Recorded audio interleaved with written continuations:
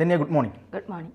നവീൻ ബാബുവിൻ്റെ മരണവുമായി ബന്ധപ്പെട്ട് CBI അന്വേഷണമൊക്കെ വേണമെന്ന് പറഞ്ഞുകൊണ്ട് ഹർജിയൊക്കെ ഹൈക്കോടതിയിലാണ് ഉള്ളത്. എന്തായാലും വിധി വരാൻ കുറച്ച് ദിവസങ്ങൾ മാത്രമേ ഉള്ളൂ എന്നാണ് ഞാൻ മനസ്സിലാക്കുന്നത്. പക്ഷേ അതിനിടയിൽ ഇന്നലെ MV ജയരാജൻ്റെ ഒരു പ്രസംഗം ഉണ്ടായിരുന്നു.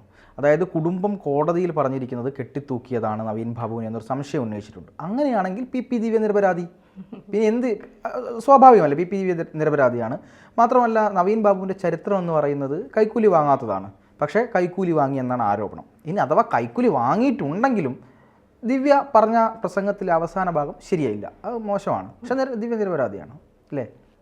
ദിവ്യ നിരപരാധിയാണ്. അത് CPM അതേ പറയൂ എന്ന് നമുക്ക് നന്നായിട്ട് അറിയാവുന്ന കാര്യമാണ്. കാരണം ജയരാജൻ ഇതിന് മുന്നേ പറഞ്ഞതും PP ദിവ്യയ്ക്ക് അനുകൂലമായ പ്രസ്താവനയാണ്. സമഗ്രമായ അന്വേഷണം ഇക്കാര്യത്തിൽ വേണം, നവീൻ ബാബു കൈക്കൂലി വാങ്ങിയിട്ടുണ്ടോ എന്നും അന്വേഷിക്കണം എന്നുള്ളതാണ്.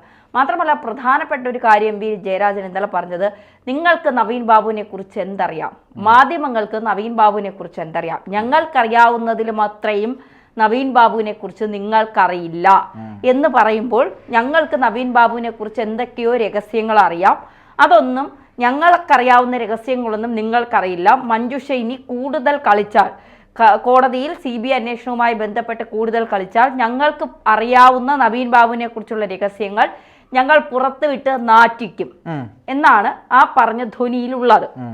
അപ്പോൾ PP ദിവ്യ ഏത് തരത്തിലും സംരക്ഷിക്കണം എന്നുള്ളതാണ്. ഇപ്പോൾ PP ദിവ്യയ്ക്ക് ജാമ്യ വ്യവസ്ഥയിലൊക്കെ ഇളവ് ലഭിച്ചിട്ടുണ്ട്, കണ്ണൂരിന് പുറത്തു പോകാം, അത്തരത്തിലുള്ള ഇളവുകളൊക്കെ PP ദിവ്യയ്ക്ക് ലഭിച്ചിട്ടുണ്ട് എന്നുള്ള വിവരങ്ങൾ, റിപ്പോർട്ടുകളൊക്കെ പുറത്തു വരുന്നുണ്ട്. എന്തായാലും MV ജയരാജൻ പറഞ്ഞത് പാർട്ടിയുടെ ശബ്ദമാണ്. പാർട്ടി എന്താണോ പറയാൻ ഉദ്ദേശിച്ചിരുന്നത്, നമുക്കറിയാം അടുത്ത നിയമസഭാ തിരഞ്ഞെടുപ്പിൽ പാർട്ടിക്ക് മുന്നിൽ നിർത്തി നയിക്കാൻ കണ്ണൂരിൽ ഒരു വനിതാ നേതാവ് എന്ന് പറയുന്നത് PP ദിവ്യയാണ്. ശക്തയായ നേതാവാണ്, അതിലൊരു സംശയവുമില്ല. അടിത്തട്ടിൽ നിന്ന് കൃത്യമായി പടിപ്പടിയായി വളർന്നു വന്ന ഒരു നേതാവാണ്. ആ നേതാവിനെ അങ്ങനെ അടിച്ചൊതുക്കി ഒരു മൂലയിൽ ഇരുത്താനൊന്നും CPM തയ്യാറാകില്ല എന്നുള്ളത് യാഥാർത്ഥ്യമാണ്. പിന്നെ ഉപതെരഞ്ഞെടുപ്പ് സമയത്ത് ജനങ്ങളുടെ കണ്ണിൽ പൊടിയിടാൻ ആ സമയത്ത് നവീൻ ബാബു വിഷയമല്ല കത്തി നിന്നതെങ്കിൽ പോലും ഒരു ജനവികാരം CPMനെതിരെ ഉണ്ടായിരുന്നു. നവീൻ ബാബുവിൻ്റെ മരണം എങ്ങനെയാണ് എന്നുള്ള ഒരു ചോദ്യം, അതിൽ ജനങ്ങളുടെ മനസ്സിൽ ഞങ്ങൾ നവീൻ ബാബുവിൻ്റെ കുടുംബത്തോടൊപ്പമാണെന്ന് കാണിക്കാനാണ് ദിവ്യ മുൻ ജില്ലാ പഞ്ചായത്ത് പ്രസിഡന്റ് സ്ഥാനത്ത് നിന്ന് നീക്കം ചെയ്തത്, ബ്രാഞ്ച് കമ്മിറ്റിയിലേക്ക് തരം താഴ്ത്തിയത്. അല്ലാതെ ദിവ്യക്കെതിരെ എന്ത് നടപടിയാണ് ഇവിടത്തെ CPM സ്വീകരിച്ചിട്ടുള്ളത്? ഒരു അച്ചടക്ക നടപടി എന്ന ഭാഗമായിട്ട് എന്തെങ്കിലും കാട്ടിക്കൂട്ടലുകൾ നടന്നു എന്നുള്ളതല്ലാതെ PP ദിവ്യക്കെതിരെ ഒരു രീതിയിലുള്ള നടപടി സ്വീകരിച്ചില്ല. എന്തിനേറെ പറയുന്നു പാർത്ഥൻ, PP ദിവ്യ ജയിലിൽ നിന്ന് ഇറങ്ങിയ സമയത്ത് PP ദിവ്യയെ സ്വീകരിക്കാൻ പോയത് ആരാണ്? പാർട്ടി സെക്രട്ടറി MV ഗോവിന്ദന്റെ ഭാര്യ PK ശ്യാമളയാണ്. PK ശ്യാമള പാർട്ടി അറിയാതെ PP ദിവ്യയെ സ്വീകരിക്കാൻ പോകും എന്നൊന്നും ഞാൻ വിശ്വസിക്കുന്നില്ല. അപ്പോൾ PP ദിവ്യ ജയിലിൽ മോചിതയായതിനു ശേഷം ഒരു താക്കീത് പോലെ പാർട്ടിയോട് പറഞ്ഞത് എന്താണ്? എന്നെ കറിവേപ്പില പോലെ നിങ്ങൾ വലിച്ചെറിഞ്ഞിട്ടുണ്ട് എങ്കിൽ അതിനുള്ള ശിക്ഷ നിങ്ങൾ അനുഭവിക്കുക തന്നെ ചെയ്യും. എനിക്ക് ഗോഡ് ഫാദർ ഇല്ലാത്തതാണ് എൻ്റെ ഇത്തരം പരാജയങ്ങൾക്ക്, അല്ലെങ്കിൽ എന്നെ ഇത്തരം അച്ചടക്ക നടപടികളിലേക്ക് കൊണ്ടെത്തിച്ചത്. അത് പറഞ്ഞപ്പോൾ തന്നെ PP ദിവ്യയെ ചേർത്ത് പിടിക്കുന്ന നിലപാടാണ് എടുത്തത്. മാത്രമല്ല MV ഗോവിന്ദൻ മാത്രമാണ് CBI അന്വേഷണത്തെ ഇവിടെ എതിർക്കുന്നത്. MV ഗോവിന്ദൻ എന്തിനാണ് CBI അന്വേഷണത്തെ എതിർക്കുന്നത്? CBI കൂട്ടിലിട്ട തത്തയെന്ന് കോടതി പറഞ്ഞതുപോലെ അതേ നിരീക്ഷണത്തിൽ അതേ വാക്ക് തന്നെയാണ് MV ഗോവിന്ദൻ ഉപയോഗിക്കുന്നത്. അപ്പോൾ ആന്തൂറിലെ സാജനെ PK ശ്യാമള എങ്ങനെയാണോ വകവരുത്താൻ, ഏത് തരത്തിലാണോ ആന്തൂർ സാജനെ ഇല്ലാതാക്കിയത്, അതുപോലെ നവീൻ ബാബുവിനെ ഇല്ലാതാക്കിയ ദിവ്യയെ സംരക്ഷിക്കുക എന്നുള്ളതാണ്. പക്ഷെ ഇവിടെ ഇവർക്ക് തെറ്റിപ്പോയ ഒരു കാര്യം, 51 വെട്ടുവെട്ടി കൊലപ്പെടുത്തിയ TP ചന്ദ്രശേഖരന്റെ ഒരു ഭാര്യയുണ്ട്, KK രമ. കേരള രാഷ്ട്രീയത്തിൽ പിണറായിയെ നിർത്തിപ്പൊരിക്കുന്ന KK രമ. KK രമ ഒരു പോരാളിയാണ്. ആ പോരാളി പോലെയാണ് മഞ്ജുഷ എന്നുള്ളതാണ്. മഞ്ജുഷ കൃത്യമായ കണക്കുകൂട്ടലുകളോടെയാണ് മുന്നോട്ട് പോകുന്നത്. മഞ്ജുഷ തഹസീൽദാർ പദവി വേണ്ട എന്ന് വെച്ചത് ഈ CPMന്റെ ചില ആളുകളെ ഭയന്നിട്ടല്ല. മഞ്ജുഷയ്ക്ക് കൃത്യമായ നിലപാടുകളുണ്ട്, വ്യക്തമായ കാര്യങ്ങൾ മനസ്സിലാക്കിക്കൊണ്ടാണ് അവർ മുന്നോട്ട് പോകുന്നത്. അതുകൊണ്ടാണ് സീനിയർ സൂപ്രണ്ട് തസ്തികയിലേക്ക് വന്നുകൊണ്ട് നിയമ പോരാട്ടത്തിന് അവർ ഇറങ്ങിയാൽ ഈ CPMൽ ആരൊക്കെ അടിയെണ്ണാൻ പോകുന്നു എന്നുള്ളത് കണ്ടു തന്നെ അറിയണം, അല്ലേ? തീർച്ചയായും. അതായത് ഇതിലൊക്കെ ധന്യ ഇത്രയും പറഞ്ഞല്ലോ, ധന്യ ഇത്രയും പറഞ്ഞ സമയത്തും ഞാൻ ഏറ്റവും കൂടുതൽ ആലോചിച്ചത് മറ്റൊരു കാര്യമാണ്. MV ഗോവിന്ദൻ മാഷെ പറ്റിയും ശ്യാമളയെ പറ്റിയും ഒക്കെ പറയുമ്പോഴും നമ്മൾ ഇന്നലെ പ്രസംഗിച്ച MV ജയരാജന്റെ കാര്യം എടുത്ത് പരിശോധിച്ചാൽ ഈ MV ജയരാജനാണ് നവീൻ നവീൻ ബാബുവിൻ്റെ മൃതദേഹവുമായി ആംബുലൻസിൽ ഈ പറയുന്ന നവീൻ ബാബുവിൻ്റെ വീട് വരെ അനുഗമിച്ചത്. നമ്മൾ അന്നും ചർച്ച ചെയ്തു. ഇതൊരു വളരെയധികം സ്നേഹത്തിൻ്റെ പുറത്ത്, അതായത് ഞങ്ങൾ പാർട്ടി ഒപ്പമുണ്ട്, പാർട്ടി കുടുംബമാണ്, പാർട്ടി അനുഭാവിയാണ്, അമ്മ മെമ്പറായിരുന്നു, അതുകൊണ്ട് പാർട്ടിയാണെല്ലാം എന്ന് കാണിക്കാനുള്ള ഒരു ത്വരയായിരുന്നു. പക്ഷേ ആ ത്വരയ്ക്ക് അപ്പുറത്തേക്ക് മറ്റു ചില കാര്യങ്ങൾ ഉണ്ടായിരുന്നോ എന്നുള്ളതാണ് ഇപ്പോൾ സംശയത്തിൽ വരുന്നത്. കാരണം ആ ബോഡി അവിടെ നിന്ന് പോസ്റ്റ്മോർട്ടം ചെയ്യരുതെന്ന് കുടുംബം ആവശ്യപ്പെട്ട അതേ മെഡിക്കൽ കോളേജിൽ കൊണ്ടുപോയി പോസ്റ്റ്മോർട്ടം ചെയ്യുന്നു. ഇൻക്വസ്റ്റ് നടപടികൾ, അതായത് ചില ഇൻക്വസ്റ്റ് നടപടികൾ പൂർത്തിയാക്കുമ്പോൾ അവിടെ ആർ ഡി ഒയുടെ അഥവാ പിന്നെ തഹസിൽദാരുടെയൊക്കെ ഇത് സാന്നിധ്യം ഉണ്ടാവാറുണ്ട്.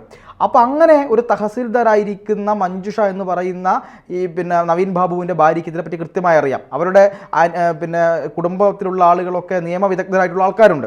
അപ്പോൾ അവർ പറയുന്നു ഞങ്ങൾ വന്നിട്ട് ഇൻക്വസ്റ്റ് നടപടികൾ പൂർത്തിയാക്കിയാൽ മതി എന്ന് പറഞ്ഞിട്ട് അത് കേൾക്കാതെ ഇൻക്വസ്റ്റ് നടപടികൾ പൂർത്തിയാക്കിയ ഒരു ഭരണകൂടം. അങ്ങനെ നിൽക്കുന്ന സമയത്ത് എന്താണ് ആ ഒരു നവീൻ ബാബുവിൻ്റെ പോസ്റ്റ്മോർട്ടം ചെയ്ത് തുന്നിക്കെട്ടി എന്ന് അവർ പറയുന്ന മൃതദേഹവുമായിട്ട് അവർ പോകുമ്പോൾ വഴിയിൽ ഒരിടത്തും കുടുംബത്തിൻ്റെ ഒരു ഇടപെടൽ കൊണ്ട് മറ്റൊരാശുപത്രിയിൽ ചെന്ന് കയറി അവിടെ ആന്തരിക അവയവങ്ങളുടെ പരിശോധനയ്ക്കോ മറ്റു ടെസ്റ്റുകൾക്കോ ഇനി അഥവാ ഒരു പോസ്റ്റ്മോർട്ടത്തിനോ പോലും അനുമതി ഉണ്ടാവരുത് എന്നുള്ള നിലയിൽ ഒരു കരുനീക്കം ഇവിടെ നിന്ന് നടത്തുകയും നവീൻ ബാബുവിൻ്റെ വീട്ടിൽ അത് മതാചാര ചടങ്ങ് പ്രകാരം ദഹിപ്പിക്കുകയാണ്. അതിലപ്പുറത്തേക്ക് ഒന്നുമില്ല. മീൻസ് നമുക്കറിയാം മതത്തിൻ്റെ ഭാഗമായിട്ട് നമ്മൾ ഹൈന്ദവ സംസ്കാരത്തിൽ ദഹിപ്പിക്കുകയാണ് ചെയ്യുക. പക്ഷേ അത് എന്താണ് അവരുടെ കുടുംബങ്ങളിലേക്ക് പോലും മറ്റൊരു അഭിപ്രായം പറയാനാവാത്ത രീതിയിൽ അവിടെ ഇടപെടലുണ്ടായി.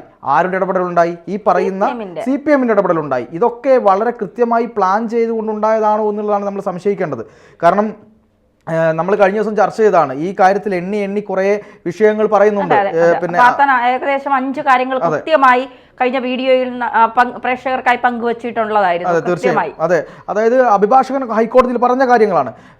എന്നാൽ പോലും ഈ വിഷയത്തിൽ എത്രമാത്രം, അതായത് ധന്യ, ഞാൻ ഇപ്പോഴും ആശങ്കപ്പെടുന്ന ഒരു കാര്യം എന്ന് പറയുന്നത് മിഷേൽ ഷാജി അടക്കമുള്ള കുട്ടികളുടെ ക്രൂരമായ മരണവും അവിടെ പോസ്റ്റ്മോർട്ടം അട്ടിമറിക്കപ്പെട്ടു, അല്ലെങ്കിൽ ഇൻക്വസ്റ്റ് നടപടികൾ അട്ടിമറിക്കപ്പെട്ടു, ശരീരത്തിൽ വലിയ പാടുകൾ ഉണ്ടായിരുന്നു, ബലമായി പിന്നെ പിടിച്ചമർത്തിയതിൻ്റെ പിന്നെ ചുണ്ട് കടിച്ച് പൊട്ടിച്ചതിൻ്റെ ഒക്കെ പാടുകൾ ഉണ്ടായിട്ട് പോലും ഇതൊക്കെ ബഹുമാനപ്പെട്ട നീതിന്യായത്തിന് മുമ്പിൽ നിരത്തിയിട്ടും ചില സമയങ്ങളിൽ ഒക്കെ കോടതിക്ക് ഈ പിന്നെ CBIക്ക് വിടാനാവാത്ത സാഹചര്യമുണ്ട്. അത് പോലീസിൻ്റെ കൃത്യമായ ചില റിപ്പോർട്ടുകളാണ് അവർ തയ്യാറാക്കുന്ന, ഈ പറയുന്ന പോലീസ് തയ്യാറാക്കുന്ന പ്രതി രക്ഷപ്പെടണമെന്ന് പറഞ്ഞുകൊണ്ട് പോലീസ് എഴുതി വെക്കുന്ന ചില റിപ്പോർട്ടുകൾ കോടതിക്ക് പോലും പലപ്പോഴും മാറ്റാൻ പറ്റാത്ത അവസ്ഥയിലേക്ക് കാര്യങ്ങൾ എത്തുന്നു. അതായത് അതെ, വളരെ കൃത്യമാണ്. അതായത് ഈ പറയുന്ന കോടതിക്ക് CBI അന്വേഷണത്തിന് വിടണമെന്ന് പറയുന്ന രീതിയിലേക്ക് പോകാനാവാത്ത വിധത്തിൽ പോലീസ് റിപ്പോർട്ടുകളും പോലീസ് എഴുതി കൊടുക്കുന്ന ചില FIRകളും ഒക്കെ പരിശോധിക്കുമ്പോൾ ഇവിടെ ആ പ്രതിയെ പരിശോധിച്ചിട്ടുണ്ടോ, ആ മൊഴി എടുത്തിട്ടുണ്ട്, അവിടെ കാര്യമായിട്ടൊന്നും കിട്ടിയിട്ടില്ല, ഈ മൊഴി എടുത്തിട്ടുണ്ടോ, അവിടെ ഉണ്ട്, പിന്നെ ഈ പറയുന്ന ലൊക്കേഷൻ പരിശോധിച്ചിട്ടുണ്ടോ, ഉണ്ട്, അവിടെ ഒന്നും കിട്ടിയിട്ടില്ല എന്ന് പറഞ്ഞാൽ എന്ത് ചെയ്യും? അന്വേഷണം നടത്തുന്നത് കോടതിയല്ലല്ലോ. പിന്നെയും ഈ പിന്നെ ഈ കേസ് ഡയറിക്കുള്ളിലേക്ക് ചെന്നുകൊണ്ട് അവിടെ അന്വേഷണങ്ങളിൽ വീഴ്ച എന്തൊക്കെ വന്നു എന്ന് കൃത്യമായി പരിശോധിച്ച് CBIക്ക് വിടുക എന്നുള്ളതാണ്. എന്തായാലും ഈ കേസുമായി ബന്ധപ്പെട്ട് CBIക്ക് വിടണം എന്ന് തന്നെയാണ് പൊതുസമൂഹത്തിൻ്റെ അടക്കം അഭിപ്രായം നിലനിൽക്കുന്നത്. പക്ഷേ എന്താവും എന്നുള്ളത് കണ്ടു തന്നെ അറിയണം. അതിലാണ് എനിക്ക് ചെറിയൊരു ആശങ്കയുള്ളത്. കാരണം ഹൈക്കോടതിയുടെ പ്രത്യേക നിരീക്ഷണം കൂടെയുണ്ട്. ഈ കേസ് എന്തുകൊണ്ട് CBIക്ക് വിടണമെന്ന് നിങ്ങൾ ഹൈക്കോടതിയെ ബോധിപ്പിക്കണം, വെറുതെ അങ്ങ് വിടാൻ പറ്റില്ല എന്നാണ് ഫസ്റ്റ് അദ്ദേഹം പറഞ്ഞത്. തീർച്ചയായിട്ടും ഈ നിരീക്ഷണം എന്തായാലും കോടതി കൃത്യമായ നിരീക്ഷണം നടത്തി കോടതിക്കും കൂടി ബോധ്യപ്പെട്ടതിന് ശേഷം കേസ് CBI അന്വേഷണത്തിലേക്ക് പോകുമെന്ന് തന്നെ നമുക്ക് പ്രതീക്ഷിക്കാം. പക്ഷേ CPM കുടുംബത്തെ കൈവിട്ടു. CPM അന്ന് കുടുംബത്തെ സംരക്ഷിച്ചത് ഇത് പോസ്റ്റ്മോർട്ടം ചെയ്യാതിരിക്കാനുള്ള ഒരു സംരക്ഷണ വലയമാണ്, ദിവ്യയ്ക്ക് അനുകൂലമായൊരു സംരക്ഷണ വലയമാണ് CPM അന്ന് അവിടെ മലയാളപ്പുഴയിൽ നവീൻ ബാബുവിൻ്റെ വീട്ടിൽ തീർത്തത്. എന്തായാലും CBI അന്വേഷണം പോയാൽ ഈ കേസ് മറ്റൊരു തലത്തിലേക്ക് പോകും. നവീൻ ബാബുവിൻ്റെ മരണം തീർച്ചയായും തെളിയിക്കപ്പെടുക തന്നെ ചെയ്യും.